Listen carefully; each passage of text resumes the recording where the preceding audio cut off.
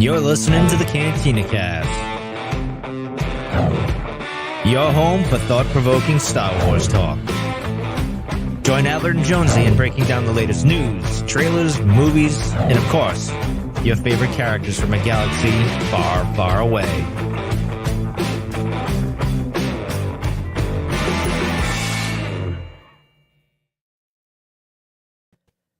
Oh, we're backwards. Look at that. Hello and welcome to the Cantina Cast. My name is Jonesy and welcome to a very spooky, spectacular edition of the Cantina Cast. Today's October 30th. It's the eve of Halloween. And if you've been with us for a while, you know that a couple of times a year we like to do a little holiday type of specials, especially if we've got a gap between some of the content coming out, which we do right now. So it's kind of a perfect opportunity to be able to do it, whether it's Life Day or Halloween. And it gives us a chance to really focus on the some of the books are short stories or comic books where we get these really cool little localized pieces of content. So that's what we're going to have for you guys tonight. We have a Tales from the Vader's Castle series. We picked out an issue here called Count Dooku, Prince of Darkness. Unfortunately, Albert is out sick tonight, so he's unable to join us. We hope he feels better soon. But I have the wonderful Ms. Lauren with me tonight. Lauren, how are you doing? It's great to see you. I'm good. We are here without a babysitter tonight. So I tell you what, Dad is away. The kids are going to play. It's going to be an awesome night. Interesting. Yeah, but That's I'm excited to talk about this comic. I love that it's pretty much a combination of my two favorite things, which is Star Wars and vampires. So I'm super happy to be discussing this one. All right. I can't wait for this then. Yeah, the really cool thing about these things, and of course, Cavan Scott is the writer on these Tales from the Vaders. We'll talk a little bit about the background on this, but Cavan Scott, you can just sense there's this passion that goes with this type of material. And when someone's in it and then they get the right artists on board too, like you get these really magical combinations, and that they were able to do this over several years is just so much fun. And you're right. There's like, these things are just so cool to be able to have. I'm glad we have these types of content. You and Albert have done some Life Day stuff in the past too. I think y'all did what'd y'all do last year for Halloween? Y'all did, Halloween last year, we did, from one of those, what is the name of this? It's from this like Stories series. of Light I don't have the physical copy, one of these, but the one with the Sith stories in it. What is this called? It's driving me crazy. The George Mann Treasuries, like the short story collections. There's one of these that has Sith stories in it. So we did that last year, which was really fun to talk about. So, yeah, that's super cool. So also that's really super cool is a special thanks to all of our Patreon members, especially our now part of the Tribe members, Alex, Raphael, Danny, Mike, Lauren, Dante, Riss, Justin, Jackson, Truck Mandan, Daz, Isabella, Uncle Leon, Josh, Jacob, and Rita Reborn, and our top tier members, the Delusions Grandeur members. Now, this is Rod Racing, CJ, Steve, and Rob. Thank you all so much for your continued support. If you're curious about Patreon, cantinacast.com/Patreon. We'd love for you to come out there and check it out. We've got options for audio only, for video live streams. You get a unique feed to be able to join us on the live stream when we go live for that, so you could participate in the chat, see the visuals that we have. Sometimes we're able to do some things in Patreon that we're not usually going to do on the public feed. So we hope that you would be able to join us there. And if you're listening to this, we hope you join us on a live stream, cantinacast.com/YouTube. If you'd like to come out and see Lauren's beautiful smiling face, be able to interact with us, get your comments thrown on the screen, get a shout out for joining the live stream, we would certainly appreciate that. On to some programming notes, as Albert likes to say. And Lauren, what have you got going on with Jedi Novel Archive? So I just recently posted my full review for The Glass Abyss. That was the Mace Windu novel, and I really enjoyed that one. So it was really exciting to get to talk about finally. So that review is out there. And coming up, I am going to be covering Padawan's Pride, which was an audio drama. And I'm looking forward to listening to that one because it definitely looks like it's going to be up my alley. And then I also have Beware the Nameless, which is the middle grade High Republic novel that recently came out. And then Tears of the Nameless, which is the young adult High Republic novel that just recently came out as well, also coming up. So I've definitely got a lineup coming down the pipe for us. Lauren is the busiest person at the Cantina Cast. Most people don't realize that, but she definitely is trying to keep up with that content. I'm excited to hear what you have to say about Padawan's Pride. I did listen to it. It's a shorter audio, but it's an audio original or Audible original. So if you're an Audible member, you can go download that for free. And they also have some of the older content that they've done, as well as some older High Republic content too. So if you're just curious to get your feet wet and don't want to pay anything for a book or anything like that, but you've got Audible, go download some of that stuff. But the Padawan's Pride, it was actually pretty good. It was interesting to get a lot of Anakin. So I'm really curious to hear your thoughts on it once you get that going. So that's gonna be pretty exciting. On the main show on Sunday at 9 p.m., when hopefully Albert's going to be healthy, and if he is, we'll be back. We're going to do the Battle of Jakku comic, Insurgency Rising. This will be the second issue in that series. And then immediately following that, roughly at 10 p.m. Central, we're going to resume our Star Wars A New Hope, the television series breakdowns, where we're going to be doing episode 5, The Circle is Now Complete. So again, we're breaking A New Hope. It's kind of a sad excuse to be able to go through and actually do a deep dive analysis and retrospective look at the original trilogy. So we're starting with A New Hope. We shamelessly stole this from Ryan C. Showers over at the Scream with Ryan C. Showers show that Albert produces. So thanks, Ryan, for the great idea. It's been a lot of fun so far. We're doing 6 episodes overall. So this is going to be the penultimate episode. The Circle is Now Complete. Lauren, you have other endeavors besides Cantina Cast. Where else can people find you before we get started? Yes, so I also am on the podcast called One Hell of a Fanfic, which is a podcast that basically the premise of it is what happens if 2 Star Wars fans start reading Star Wars fanfic. So that's what me and Steph do together. And it's been really fun the last couple years, like exploring fanfic together, getting into all the stuff that Star Wars fanfic has to offer. So we do have a new episode coming out on Friday. So definitely something to check out if you're at all interested in reading fanfic or learning about what fanfic is. It's really interesting to hear some of the different voices and perspectives of where they could go off with these tangents of stories. You guys do such a great job of picking different stories that are just off the beaten path and off the wall. And I think one of the favorite ones I had, there was I forgot what episode it was specifically, just a couple of months ago, where it was looking kind of behind the scenes of Mace. Of all people, I'm not the huge Mace fan, right? But oh no, you bring that up, right? But that we were doing so well. But that one was actually really interesting though, because it the author had a unique perspective of the different thoughts behind of his thoughts of Anakin and everybody else too, right? So yeah, it was just kind of neat. I know which one you're talking about. That was the one where Mace and Anakin, they don't really become BFFs, but they kind of develop an understanding, and it was kind of fun to look at, that would have been nice if this could have happened. So that's what a lot of fanfic is, honestly. Right. So go check that out. You can find them on YouTube, all of the podcast platforms as well. So Steph and Lauren do an amazing job over there. One hell of a fanfic. If you're interested in a little bit of Marvel comic stuff, I appeared on an episode with our friends Jason and Rob over at Smoking and Drinking in Capes. They've got podcasts everywhere as well. They're part of the Gonna Geek Networks. Of course, some of our friends of the show, Stargate Pioneer and Company. I appeared on episode 109 as part of kind of a Halloween special, breaking down Blade, the 1998 comic book movie with Wesley Snipes. So it was a lot of fun. Just as a warning, if you remember Jason and Rob from their days with Earglue Media with us, definitely a R-rated show, a lot of language, things like that. So please be aware if you've got kids in the car. But it was a lot of fun. We had a great time, and hope you guys will all go check that out and support them as well. So again, Smoking and Drinking in Capes, episode 109, Blade, was a lot of fun. Get you in the Halloween spirit. Lauren, I think we've done all the pleasantries. Are we ready to get started? Yes, I am more than ready. Let's do it. Okay, so first of all, huge thanks to Dark Horse for sending us a review copy of the Vader's Castle, the Deluxe Library Collection. This is out now, so you could go buy this. It's a graphic novel. There's over 400 pages to this book. It's massive. It's really cool. It covers basically the 4 seasonal titles from the Vader's Castle run from Kevin Scott that started in 2018 all the way through 2021.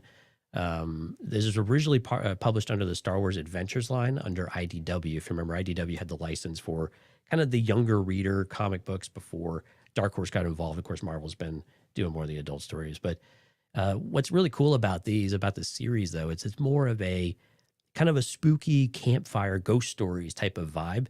And there's a really nice forward in there from Kevin Scott where he's talking a little bit about this history. And if you know anything about Kevin Scott, he's really into horror. It's really cool. And the whole idea, the genesis of it was he was at lunch with Michael Siglain. Of course, we all know Michael Siglain from the High Republic and helped organize all of that. He's on the publishing panels, huge champion for Star Wars publishing. And basically they were bonding over Peter Cushing and Christopher Lee horror movies back in the day. And they just started coming out with all these crazy horror stories, they were just all over the place. And they just had this idea like, well, what if we just made a series out of this, right? And I think they took it a little more seriously at first, but then it became more of this kind of holiday idea. And so that's where the genesis of all this, Tales from Vader's Castle, which is the first series from 2018, which is what we're going to do tonight. And the second issue was called Count Dooku, Prince of Darkness. But it's kind of a cool idea, right? I mean, how often it's like these what if scenarios, right? Where you take a piece of content or you get an idea and it just snowballs into something. Do you like it when authors and kind of publishers and the powers that be get together and just start spitballing, and they've got this flexibility to be able to create something kind of out of nothing and out of almost like fanfic in some ways, right? Yeah, I mean, it kind of is now that you mention it. I mean, yeah, I like it because even if it's something that's kind of like off the wall that we're not used to that comes out of it, it's still fun to explore, and it's fun to just like have something like this exist. Even if it's not really everybody's cup of tea, I love it that we can have stuff like this still within the Star Wars universe. So I think that the more crazy ideas, the better. Like, let's check them all out. And they're so safe too, I think, within the comic books, or if you're going to publish a series of short stories, because they're already kind of catering to a bit of a niche crowd. But I think also when you're able to pair, like Star Wars is such a visual experience as well. When you're able to really pair really cool, kind of fun writing, I won't say great writing because these are pretty condensed stories. Each of these stories are only about 15 pages long. They're usually kind of light on dialogue, nothing super deep. But when you're able to kind of couple that with some really cool imagery, like you get something really special that just feels fun, and you feel like you could pick it up and set it down and it just enjoy it, right? And I love this idea of like spooky campfire stories because it doesn't feel like we do as much of this as a culture anymore. Maybe I'm just far enough removed from some of this to where it doesn't feel like as much, but I kind of missed that thing. Like you're just outside or your spooky ghost stories around. It's like the old Christmas Carol, right? Sharing ghost stories or whatever. I just think it's so cool and just so much fun. Yeah, not everything has to be like a super fleshed out, Exactly. like long, like it's okay to like, that long stuff has its place, which I'm always all for. But it's fun to be able to just have a collection of some little, I don't know, kind of like taste testers that you can just Right. kind of get into for a brief time. Yeah, and I've been a huge proponent of like wanting like a true Star Wars what if. Like we had the Star Wars Infinities comics for a while. It was kind of like that. Well, what if Leia was the chosen one if you want to go that route? And I like that idea just because it's just fun to imagine and just see what would happen when someone takes an idea and just runs with it, right? So, okay. So again, so this is kind of an homage to some of those horror movies, especially this issue in particular, right? So again, Tales from Vader's Castle, Count Dooku, Prince of Darkness. The cover art is by Francesco Francavilla. We'll add some visuals here. We're unable to show much of the comic just to honor our agreement with Dark Horse, but we will be able to share what they've published with us. So we will do what we can here. Francesco Francavilla did the cover art, which is really amazing. Illustrated by, there's an overall story. So you have a couple of illustrators and a couple of colorists within all of this and a couple of letters as well. So I'm going to try to accentuate the one I think they actually worked on the core issue. So it was illustrated by Derek Charm and Kelly Jones. I believe Kelly Jones actually did the lion's share of the actual story art. The colors were by Derek Charm and Michelle Madsen. I believe Michelle Madsen did most of that. And then the letters were done by Robbie Robbins and Tom B. Long. And I think the letters actually probably helped make this issue for me in some ways. And we'll show you a visual of that here in just a minute. But as we kind of get into, so that's the cover we got here. And so this is the original cover from the Tales from the Vader series back with Star Wars Adventures with IDW, which is really cool. You get the silhouette of Vader. You have Dooku in the background. You have Obi-Wan fighting off Minox, which of course will be important here in a moment. And I've actually got a little special show and tell here. Maybe I'll remove this real quick. As I've actually got the physical comic like from 2018. And this is the inked version, the incentive cover from IDW, which is just really cool. And I know we don't usually tell people to go, well, Albert tells people to go buy stuff all the time, but I'm usually pretty cautious about it. But if you are in any way interested in comic books, then you really should go try to find these IDW comics because they did a really good job on the colors and the thick cardstock of the paper. Some of the imagery that you have on here is really a different level when you have the physical book compared to whenever you're reading it online or something like that. And again, iPads and things like that do a great job of imitating that colors, but the physical comic book and that, like when they get it right, is really something special. So these are usually kind of dollar bins. You can usually find these for just a handful of dollars or a few dollars. So if you're ever curious, Star Wars Adventures, go check some of that out. It's worth your time. Have you ever bought a comic book, Lauren? Yes. Okay. I actually was going to hold this up because Oh yeah, Tales from the Death Star. Okay. Yeah. I was just going to tell you. I mean, like I do feel like with comics, for me in person, I just like it so much better than on a screen. That's probably like up to individual taste. But like if I read something online and I really like it, I'll buy the physical version just because to me it's just better in person. It's better on paper. But yeah, so I had this next to me because I love this that cover. Vader's Castle reminded me of this. Of course, it's also Cavan Scott, but it's a similar idea. And I talked about this last Halloween on a video. It's a similar concept where it's short horror stories in comic form in a collection. So Tales from the Death Star by Cavan Scott is another great version of kind of similar to what we're talking about tonight. Yeah, there were several. Again, this digital collection or this deluxe collection collects 4 different of those series, and then Tales from Vader, or the one you've got there, is I think was the most recent one for Tales from the Death Star. I think that may have been last year's, which again continue that same vein. Like Cavan Scott's been doing this for a number of years, and all of them are a lot of fun. Not every story is a total winner. Some of them are kind of cutesy and fun if you like Jackson. They have lots of Jacks. So if you like the Jax angles, there's plenty of that stuff too. Of course, with Cavan Scott, it's a huge fan of his, but these are really cool. Yeah, and then Lauren's holding up more of the imagery here that's just absolutely incredible. And I'm with you. The experience of reading a book in person, I read a lot of comics digitally because we need to keep up with it. We do get them, unfortunately, from Marvel and Dark Horse. So we're able to kind of review it and consume them, and they're very transportable. But if you really want immersion, there is a different experience about sitting down with the book and actually, having it in your hand and things like that. So a little bit kind of like reading a book too, right? There's just a different experience with it, and holding the comic is something very special. So, okay. So kind of opening thoughts on the series. So what'd you think about this story? Like it was calling on like this Star Wars / horror, mesh. It was calling on some homages back to, of course, Dracula with Count Dooku or with Christopher Lee. But what was your feeling on this? Wasn't your first exposure clearly to Star Wars and horror, but how well do those things work, and what's your overall impression of this issue in particular? I really liked it. I feel like horror makes sense within Star Wars, especially, when we're dealing with like, the creepy creatures. Like to me, that's just like a very natural kind of progression. Right. So I definitely feel like it worked, and I like the kind of callbacks, especially the callbacks to Dracula that we saw in this issue. So, I mean, yeah, like I was excited to read it. Once I saw it was called Count Dooku, Prince of Darkness, I was like, okay, this is going to be fun. And it was. Yeah, it so is. And what's really cool is actually some of the history of this. There's a planet in this issue called Bray, and that the planet Bray is actually named after Bray Studios, which was a film and television facility that partnered up with Hammer Film Productions. And so for you movie buffs out there, Hammer Film, of course, produced tons of horror flicks.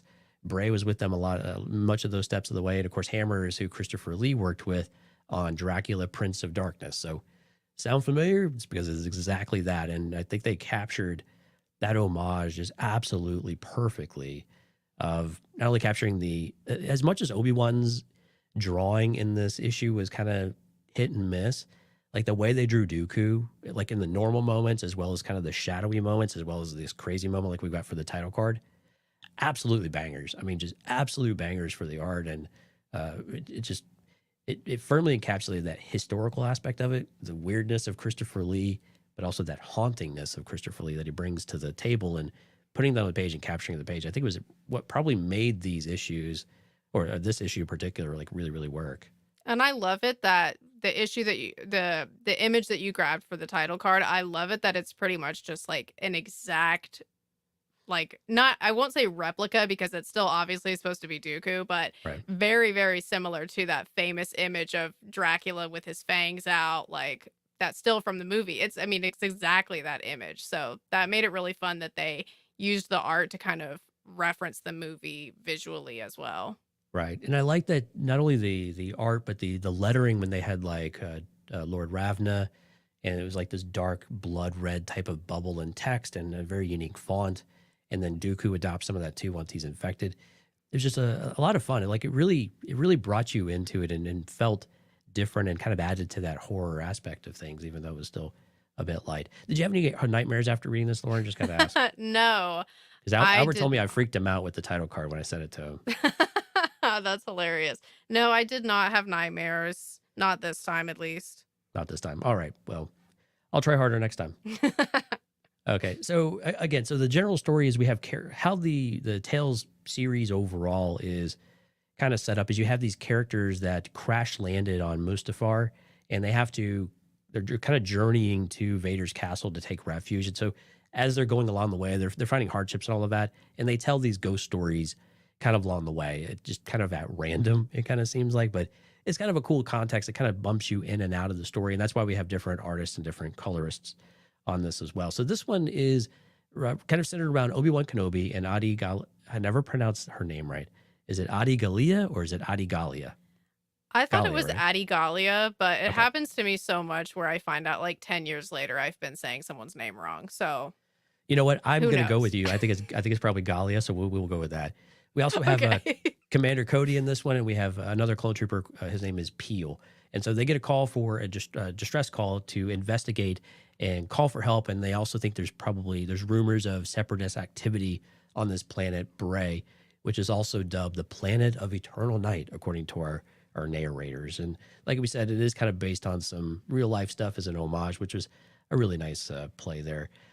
So the story kind of continues. A Dark Lord has moved in and made life a quote unquote a living nightmare for the people of Bray, the Brayans, having taken refuge in what they call the Citadel of Light. So it's basically it sounds like more like a holy type of place that they're able to take place. But when you look at the imagery in the book, life kind of seems like it's kind of going on, right? So when Kenobi and Adi Gallia show up, they're like, well, things kind of look like they're pretty all right until they're not, right? And all the lights go off, and then we cut over to this beast, this creature chewing on power cables, and it looks basically like a humanoid version of a Minoc. If as terrifying as that is, apparently you could have a human version of a Minoc. So, which is kind of amusing because the cover that we have up here on screen just shows Minocs. It doesn't really show you the humanoid version, but they kind of have wing-like, things. They've got kind of the scaly, furry, type of thing going on. But what's interesting, or what happens, is that Cody and Peel are like, hey, we'll get it. They start shooting it. But just like it chewing on the power cables, it sucks in all the blaster bolts, right? And it feeds off of this, and it feels stronger as a result. And the creature takes a swipe at Peel and scratches him. Now, we later find out that he's been infected, and he's going to start turning into this creature. And we start to learn that this is how the Lord Ravna, we'll meet here in a minute, has infected the citizens of Bray and is turning them into slaves. And we see more of that a little bit later. But kind of pause there. Any initial comments on kind of how they're setting this up and the whole idea of humanoid Minoc is terrifying as that kind of sounds? I'm wondering if the Minocs in this image that are just like winged in the not humanoid version, I wonder if this is me probably totally reaching here, but I'm wondering if this is supposed to be kind of like, how vampires transform into bats. I wonder if it's kind of like, oh, this is like the bat form of that humanoid Minoc. I don't know. I actually like that idea a lot. Yeah. I mean, it would didn't know fit that. with some of the other stuff that we see later on, the other vampire references. So Right. maybe that's the reason for it. That would be cool. I like that a lot. We didn't see that in the book, but I'm all for it. I think this is canon now. Lauren has made it so.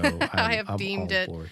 Yeah, but I do like the way that it opens up. It opens up, I mean, again, very Dracula, very like, oh, they're up in that castle on the hill and bad things are happening. So it's very ominous. You don't know exactly what it means yet, but then weird stuff starts happening. So I really liked the way that they opened it, setting it up just like you would expect from like one of the types of things that this is supposed to be paying homage to. So Right. it definitely did that well. Yeah, it captures that spirit really well. So the creature, after it scratches Peel, it attacks Kenobi. Cody's able to stun it and chase it away. So Kenobi and Gallia decide they need to investigate this Dark Lord that the Brayans have said have moved into the castle. Kenobi has his suspicions. He's not really, sure what he's going to find, but dun dun dun, who is it? But it's Count Dooku, right? And his introduction, like the panel with him, and I wish I could show this so bad. There's a few panels in here that are absolute amazing. Like it's just this very cast in shadow, larger than life, a big cape kind of around him, like just framing with this cast, like the interior of a castle that's just really dark all around him.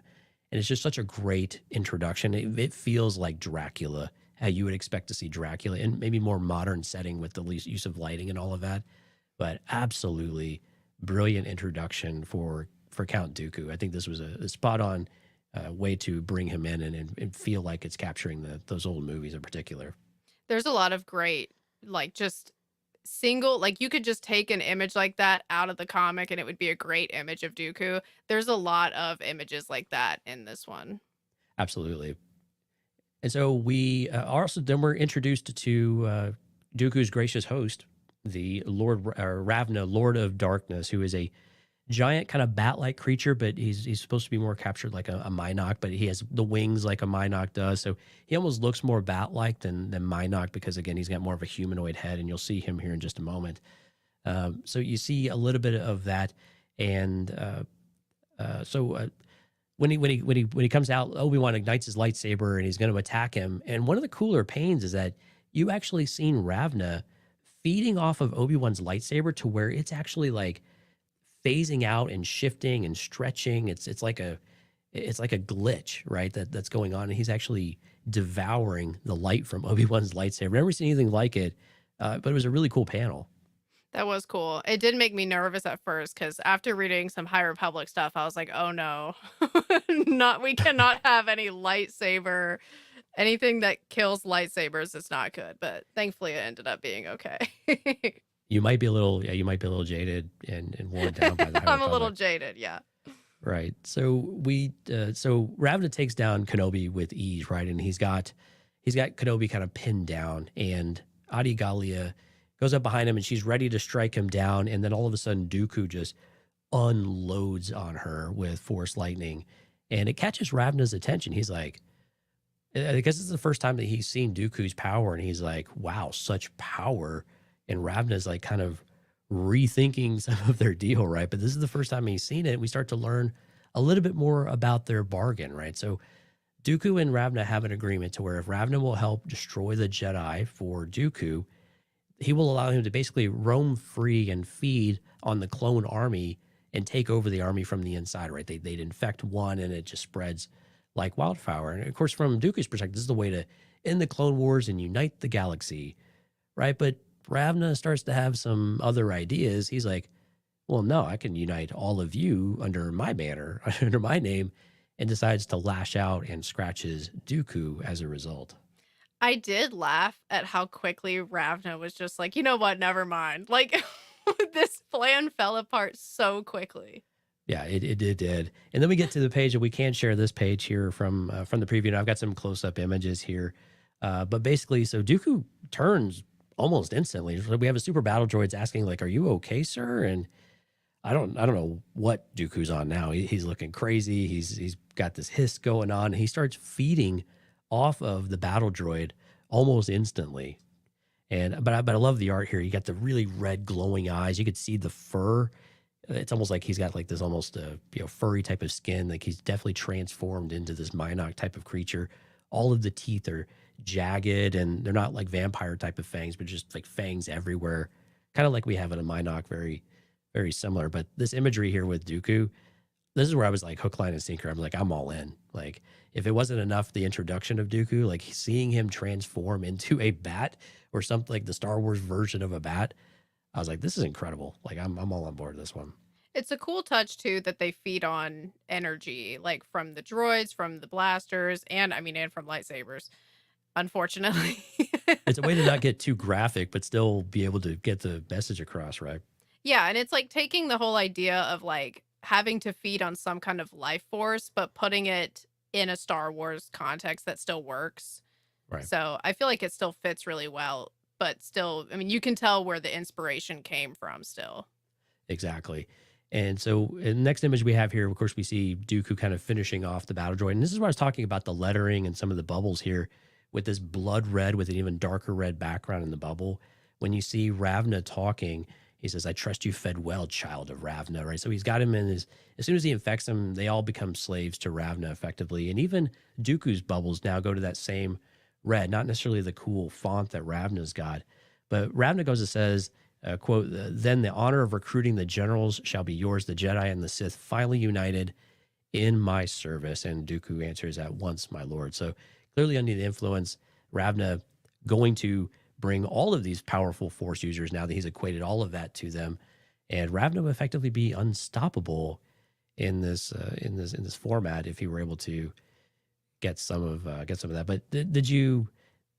Did the chat, am I overdoing the bubbles? Is this too much? Or is this like, for me, this is like really important ways of accentuating what's being said and kind of getting a point across in some ways. Yeah, that makes a lot of sense. And I like it that, I mean, because even though once, like you pointed out, once Dooku changes, his text and the bubble color is the same as Ravna's, but there is still a distinction with the font. So it's just a really cool touch that you can tell they put a lot of thought into in terms of like, okay, we only have a very short period of time to build a character. So we've got to use every tool that we have to make that happen. So it makes sense that they would put this kind of thought into it. And I definitely think it pays off because you're kind of limited with how much time you have to work with here with such a short type of story. That's a great point. And again, I think I may have mentioned at the top of the show, the actual core of this issue, while it's a single issue and it's full, the actual Dooku story is only about 15 pages. And so you got to get a lot done in 15 pages to be able to wrap up from start to finish, establish the story, get to the to the crux of what's going to change, and then the climax, and then resolve it, and then get out, right? And so it's kind of, you have to do a lot of that really quickly. And Ravna just doesn't talk a whole lot here, but you feel that ambition, and I think the text really helps him stand out in a way when he controls all of these characters that, this is something that you do have to take notice of, and you have to at least legitimize him as a threat. From there, so Dooku, all of the swarm of Ravna's, slaves, I guess, of these other Minoc type of humanoids start grabbing Kenobi, and they're grabbing Galia. And this is where Kenobi, just kind of out of nowhere, this is where the story gets moved along kind of quick. He just all of a sudden, just out of nowhere, starts goading on Dooku, calling him, here we have it. Dooku finally shows his true colors, the puppet, weak-minded fool. This had me laughing too. Right. He's, look at it. Like, Galia is like, what are you doing? He's super powerful, and it's going to lead to the dark side. This is not a good time to be starting a argument. Right. Are you infected? What's wrong with you? But Will doubles down. Like, look at him. He's pathetic. Have you ever seen someone so easily controlled? Right. Again, appealing to the vanity of Dooku that, because Dooku's always been, we've learned this from like Tales of the Empire or Tales of the Jedi and those stories where in Dooku Jedi Lost and things like that, where, we know that he's always struggled with controlling his own destiny and always struggling to be able to find where he fits and not answering to somebody else. And the Kenobi, I guess, knows more of these things than we've kind of let on, because, Dooku kind of throws this earlier on in the issue. We didn't talk about it, but he's like, Qui-Gon, they got captured so easily, Kenobi and Galia, that Qui-Gon Jinn would have been disappointed, right? So he kind of threw the jab out there, kind of like an Attack of the Clones. But, Obi-Wan kind of throwing it back, knowing some of the baggage, the emotional baggage that Dooku carries with him to be able to do this. And of course, he reacts. Well, if we got a little bit closer here, image of Dooku going all full on crazy. And this is where I'm really disappointed I can't share the next screen with everyone. This is what I'm telling you. Please go read this issue. The next panel, like, Dooku absolutely unloads Force lightning on Ravna. So it kind of works, right? So Kenobi's gambit pays off, and he breaks the spell or the trance, through the power of the dark side, actually. And the imagery of this, it's a huge, like, Dooku looks towering. It's kind of pulled back. It's from a below up type of shot. He's got both arms up. The cloak is billowing all around him, and there's just lightning, like just huge sheets of lightning going out of his hands and completely engulfing Ravna. And it's just an absolutely glorious panel. Like, easily, of all these amazing images, it's easily like my favorite of the issue because of just what it shows, like the sheer power of Dooku, but also the sheer power of the dark side that could erupt from you in the right circumstances, and how much they kind of hold back in general.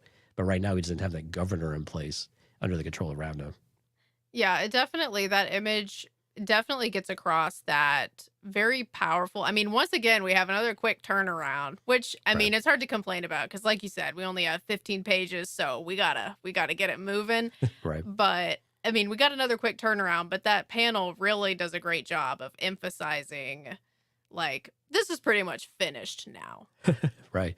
So he's paralyzed Ravna. So he's not killing him.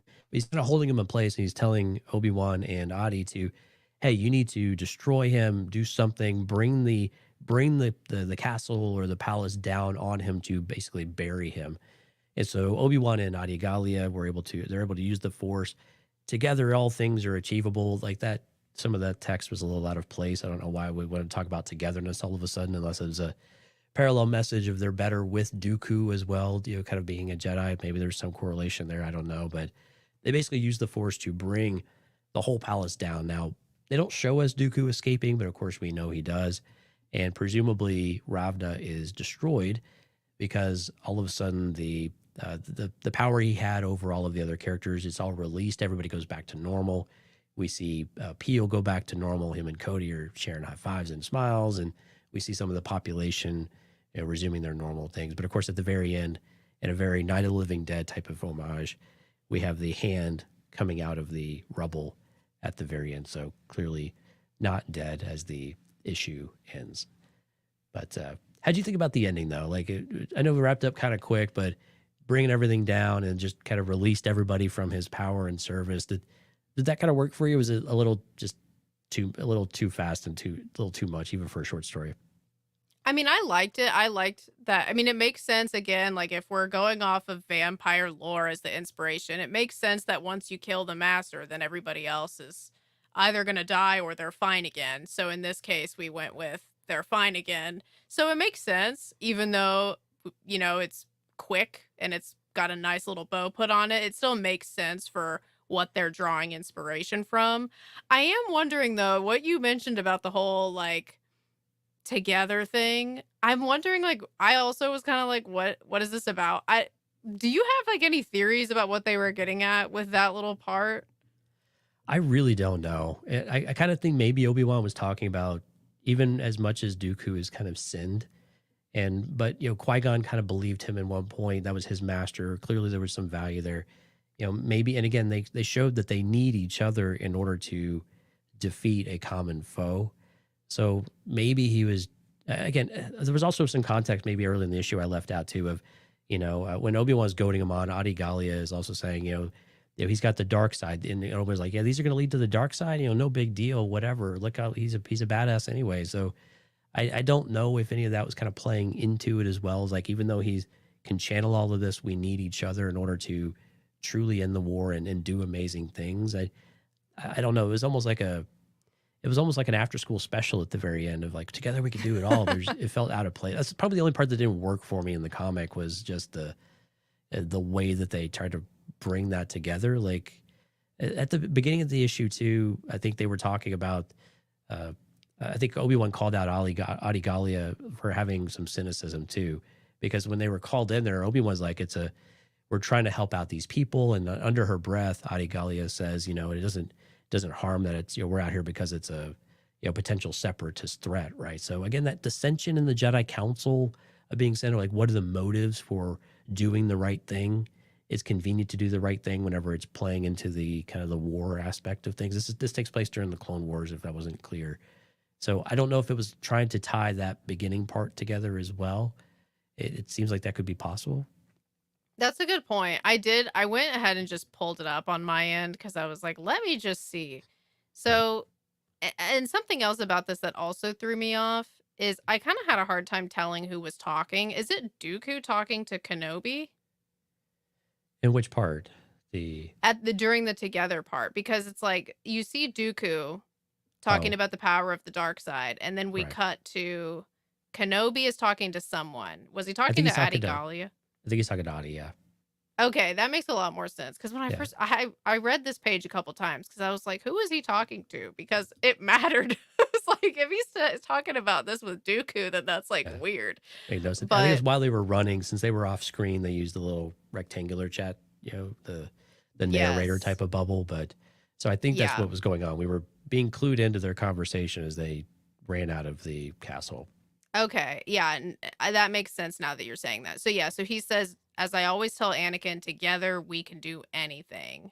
And then it shows Dooku and Ravna. So, yeah, I mean, maybe they were trying to kind of end it on that little optimistic note that Star Wars a lot of times likes to end on.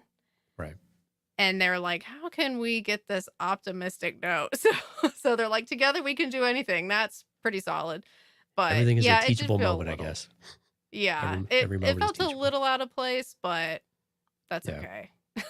I'll let it slide. Yeah, there's going to be some convenience to some of that, like you were saying earlier. Like you need to tighten it up. You need to move on. And again, not every ghost story has the most. I don't know. Well, I guess that's a question. Would a ghost story have like a silver lining ending? Like, but the moral of the story is together we could do any. Like, no, that's not it. So again, it was a little out of character, I think, for the story we were telling. But maybe to your point, it's trying to show, for lack of a better word, the light of the Jedi shining through this planet of eternal darkness or whatever it might be, right? Yeah. I mean, yeah, just a little hint of optimism at the end is not entirely out of character for Star Wars, so I'll take it. Exactly.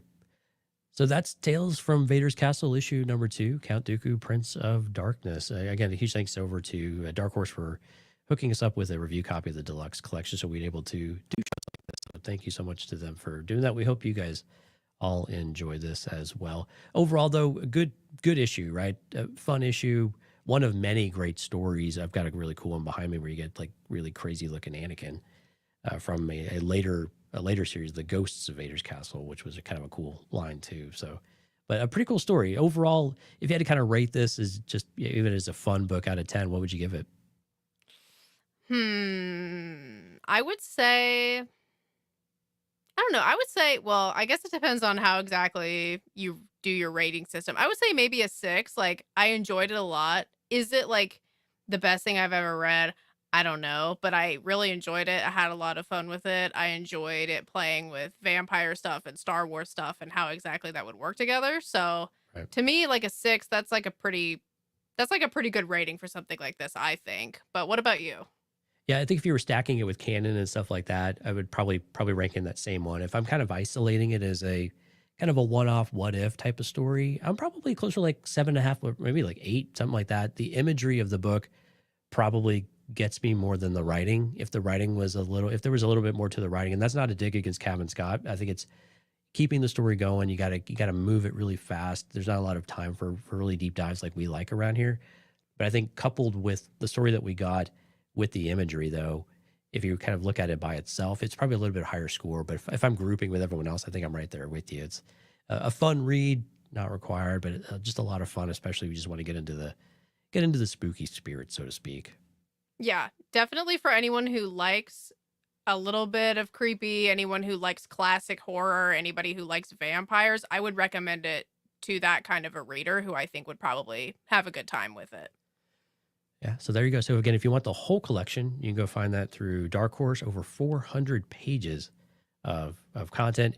If you would like to read it, again, kind of as it was released or whatever, you can go look at these IDW, the original release from Star Wars Adventures. And again, there's several of these Vader's Castle ones that you could go find, and they're probably very fairly priced at your local comic book shop. So I encourage you to go take a look there as well if you'd like to get into that one. Careful, if you start collecting comics, you will have a very difficult time stopping. So and then you won't have enough space.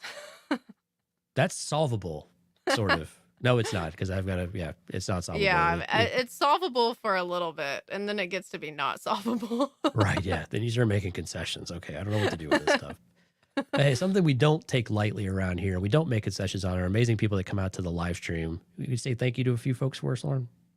Yes, thank you all for joining us tonight. So tonight we had One Up for CPU, My Star Wars Guys, Music Train, and Steph. So thanks, y'all.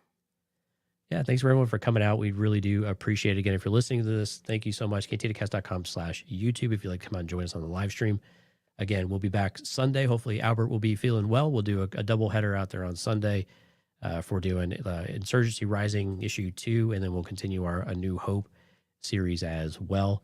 So we hope you'll come out and join us for that 9 p.m. Central on Sunday. I believe, what is that, November 3rd? So we will be back for that. Again, go check out Lauren over on Jedi Novel Archive over on the YouTube channel. One hell of a fanfic with Stephanie. They do an amazing job over there. And again, our friends over Smoking and Drinking in Capes, episode 109. Really fun episode there too. Any final comments, Lauren, for this holiday season of Halloween? Happy Halloween. I hope everybody has a great Halloween tomorrow. Yep. Y'all be safe out there. Enjoy.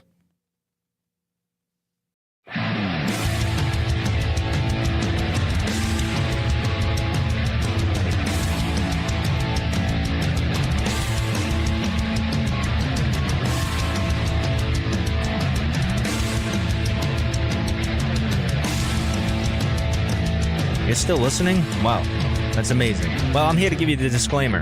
Normally we do a big, long, drawn-out disclaimer thing saying what's what and who's what and all that other stuff, but I think you guys kind of know that Lucasfilm and Disney have no affiliation with us at all, and we have none with them. We talk about Star Wars, which is their property and all that other good, fun stuff, but I think you can tell which is our stuff and which is their stuff. If you can't, well, then send a lawyer to send an email to me, and I'll be glad to chat with them. Other than that, you know what's what, so that's your disclaimer.